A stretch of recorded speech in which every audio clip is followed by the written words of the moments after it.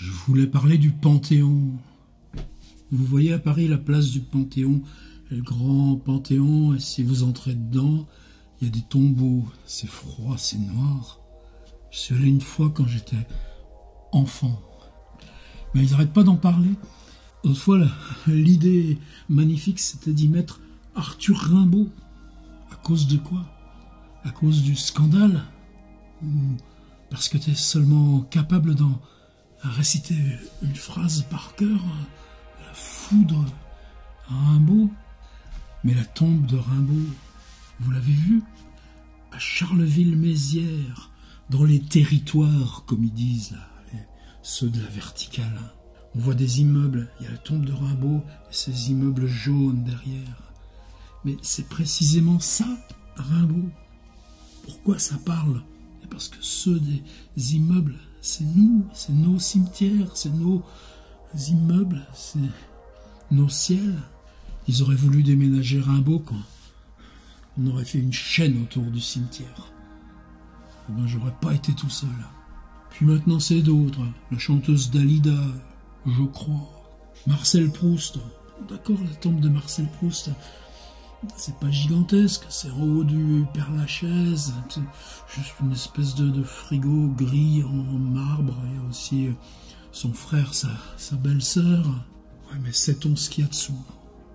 Sait-on comment il vit là-dessous? Marcel Proust. Puis au moins il voit l'air et la lumière.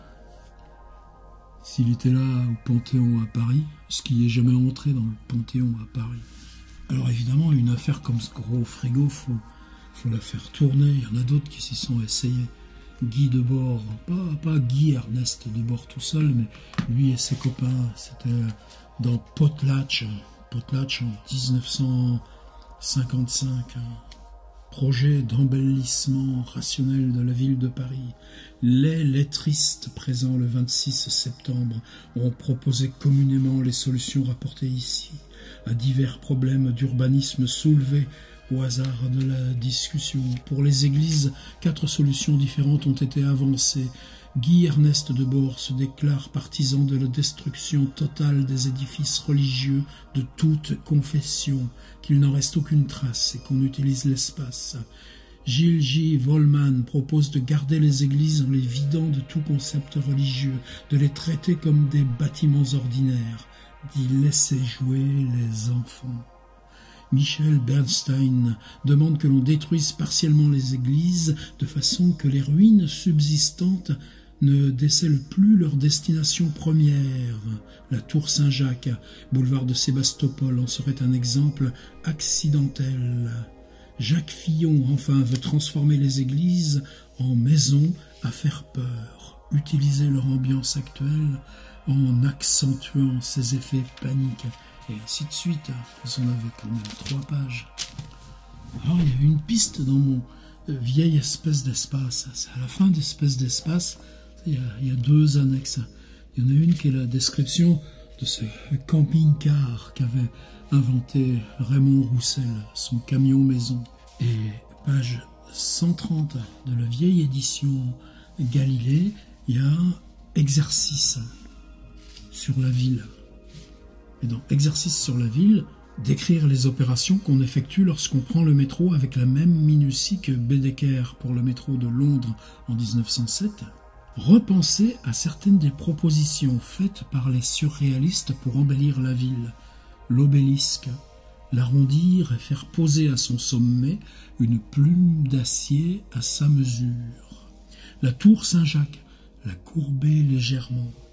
Le lion de Belfort, lui faire ronger un os et le tourner vers l'ouest. Le Panthéon, le trancher verticalement et éloigner les 2 moitiés de 50 cm.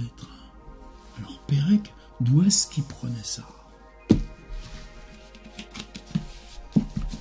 Le surréalisme au service de la révolution. C'est le numéro 6.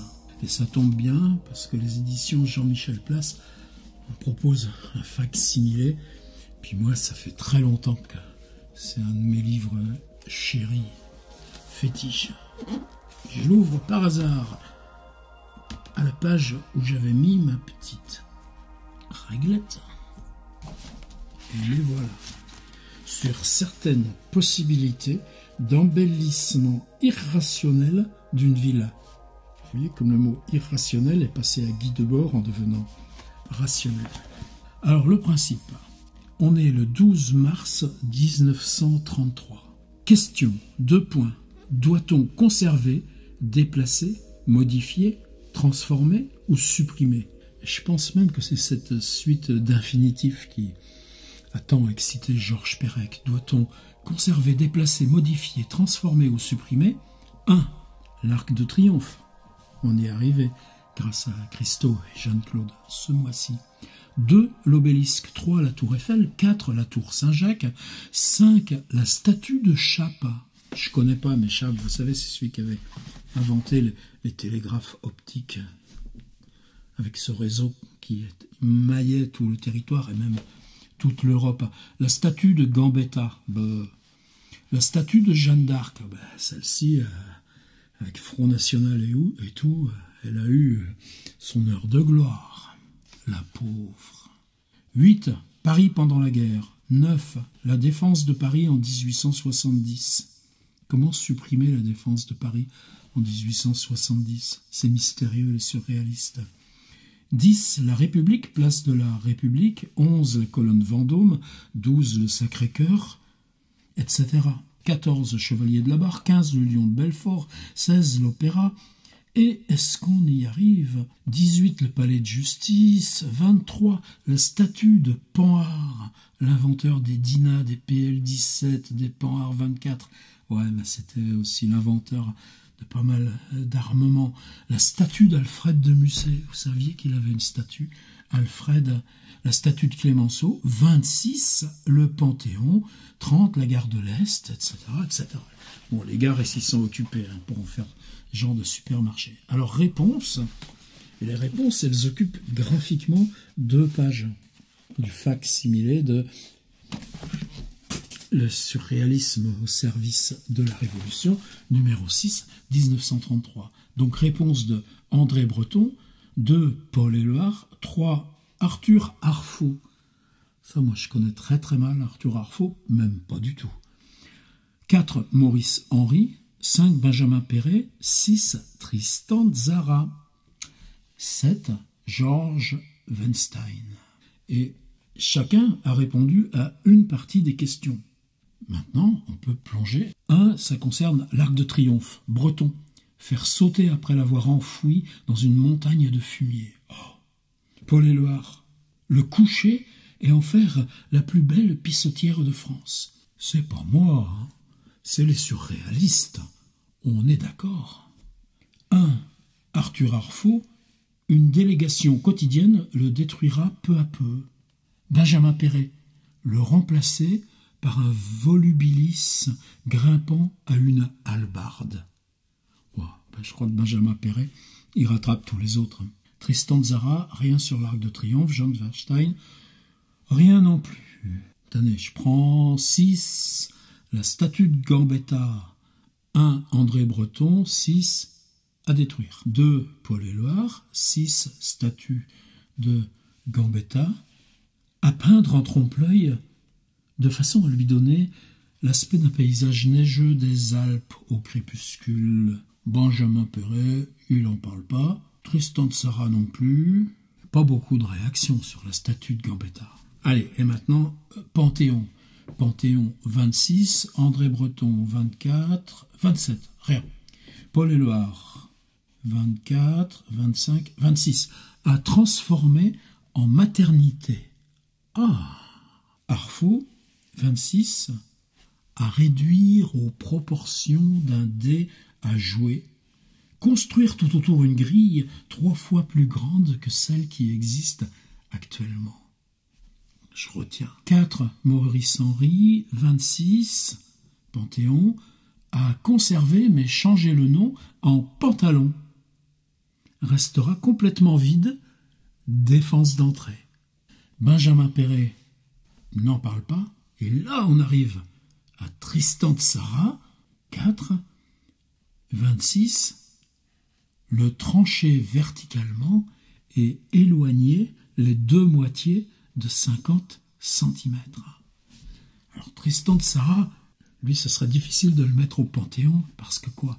Parce qu'au cimetière Montparnasse, elle est toute humble, sa tombe. C'est juste une dalle, là, dans l'herbe, avec le nom gravé. Des fois, vous passez 4 fois devant, dire, mais où il est Tristan Tzara?